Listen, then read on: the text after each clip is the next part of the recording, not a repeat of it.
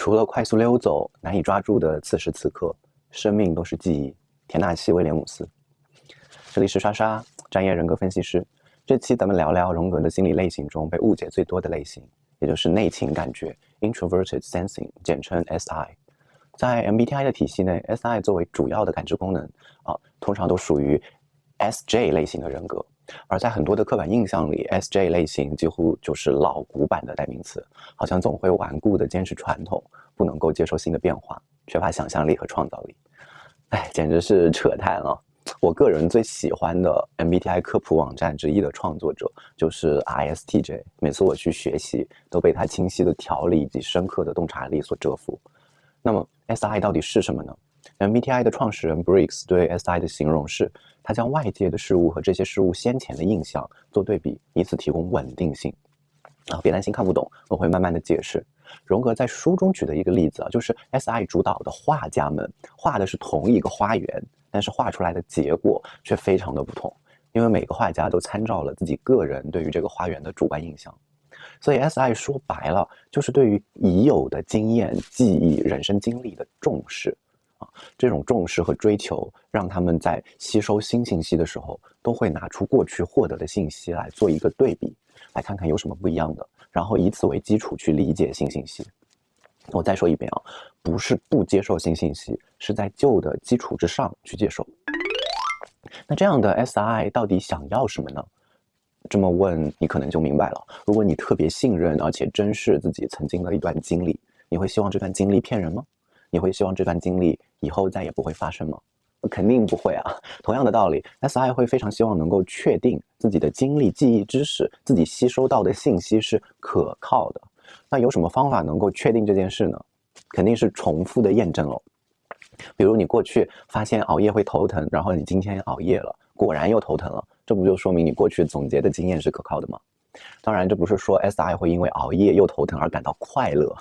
但是如果相同的经历反复发生，这对 SI 来说起到的警示和强化的效果是非常明显的，因为这意味着旧的经历再次被验证了，意味着他们已有的知识储存是有价值的。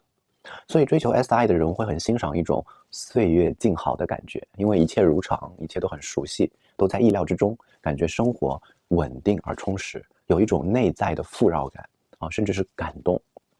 但是这不意味着 SI 就不喜欢想象现实之外的事物。别忘了 SI 和 NE 是同一组功能轴的两极，也是必然共存的认知功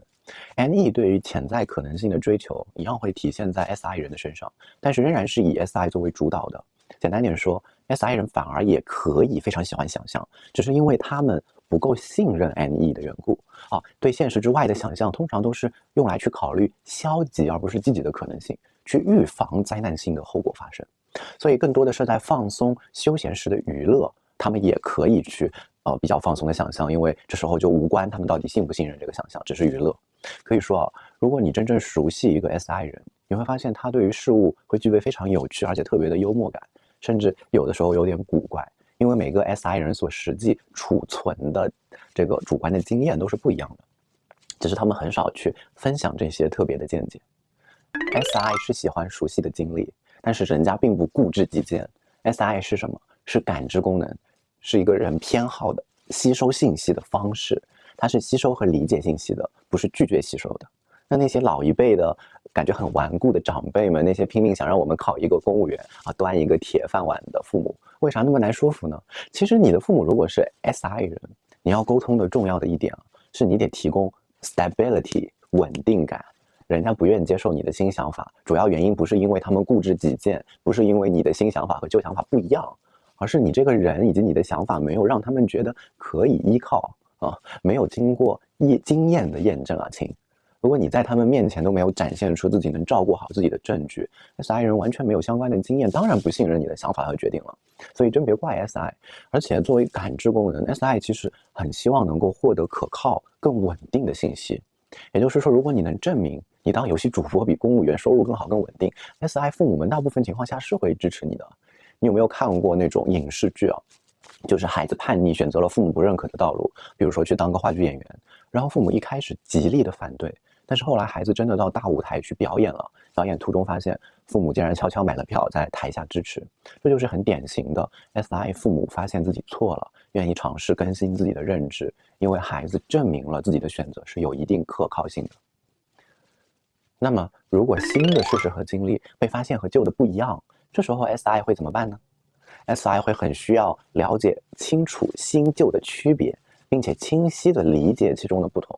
所以 SI 对于信息细节的差异很在意，他们倾向于通过细致的对比，尽可能详尽地了解每一寸区别，这样就可以在旧信息的基础上理解新信息。这导致了 SI 一样具备完美主义的倾向，但是这种完美主义是针对细节的。如果说 SE 像一个高保真的照相机，去捕捉事情在外界现实原原本本所感知到的样子， SI 就像一本不断编程的正规的词典，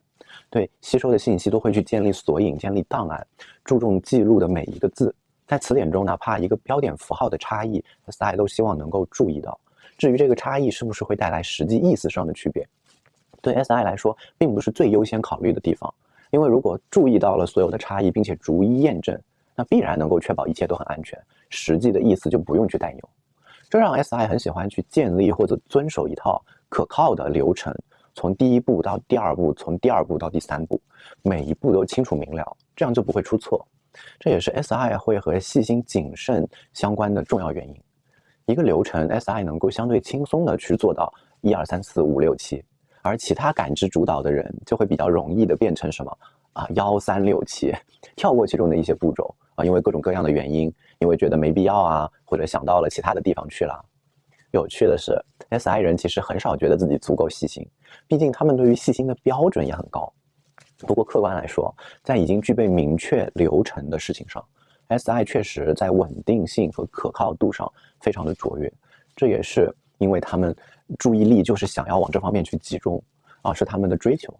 就像硬币都有两面， SI 也因此对缺乏明确流程的自由发挥接受起来比较慢。我咨询的 SI 人中，很多在学校的困扰都是自由演讲之类需要临场发挥的东西，因为建立流程需要时间和可靠的信息作为基础，临场发挥会让 SI 觉得非常的不安，除非是在这方面有充足的准备和经验，甚至这种不安可以严重到他们在学校期间宁可不说话，尴尬的站在那里，也不愿意尝试说出一些随机的答案。SI 对权威的盲从也是典型的刻板印象，但是实际上他们信任权威是因为权威的背景是经过时间验证的，而且根本不是盲从，也是根据自己一直以来的实际感知去理解到底什么才是真正的权威。比如一个证书，哪怕是全球第一的证书，是第一次颁发，那对 SI 来说肯定不如那些传承已久的证书来得更可靠，因为 SI 在人群中的比例平均占到了45%，这种接受新事物的方式是绝大部分人非常熟悉，也是在教育中普遍应用的。非常简单的例子就是我们从老师那里学习我们从未接触过的新知识，为什么呢？因为虽然知识是新的，但老师是旧的，是经过验证的，是可靠的，是专业的。老师的可靠从哪里体现呢？从老师自己亲自学习过知识，而且花费了时间积累，获得了对应的专业文凭等等。因为 SI 对熟悉经历的追求并不只是个人的经历，也是对于那些富有实际经验的人有一种自然的信任某种意义上，我们读书毕业获得学历，就是在 SI 的层面上证明我们一步步的经历证明我们学习过相关的知识。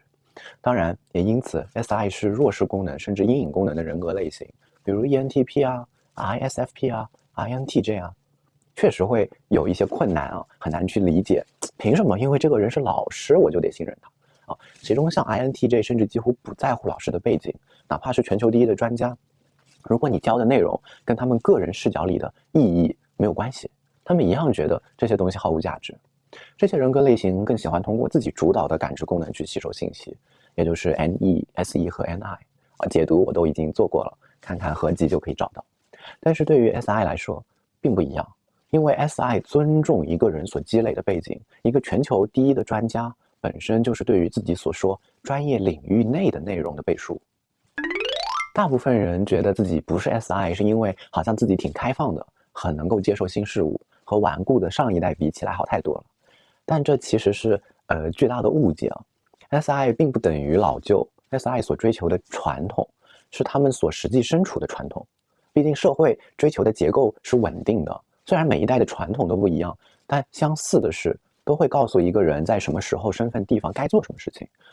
我们这个年代其实很有趣，因为信息的爆炸，一个人能积累的经历其实并不那么统一。两个 SI 人可能从小都在接触非常不一样的互联网社区，也因此可以吸纳天差地别的传统。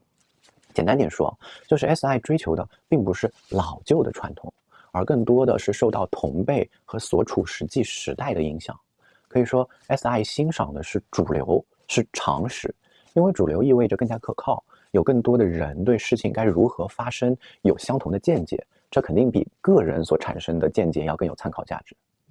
如果主流崇尚追求个性，追求叛逆，这并不是 SI 不能吸纳的，但在本质上 SI 倾向于去总结出稳定的经验和流程，并且一步一个脚印的遵循。没错，很多 SI 人可以一步一个脚印的成为不婚主义者，成为柏拉图恋爱者，成为少数的群体甚至因此感觉到被其他集体所排斥。很多人把这种对所经历的主流的吸纳理解为 FE 的这种从众，但是 FE 看重的是在决策的时候对外界他人带来的当下的影响而 SI 所吸纳的传统和主流是和当下别人怎么看无关的，因为当下的那些别人可能并不是 SI 感知中的主流，不是 SI 一直以来的经验和记忆。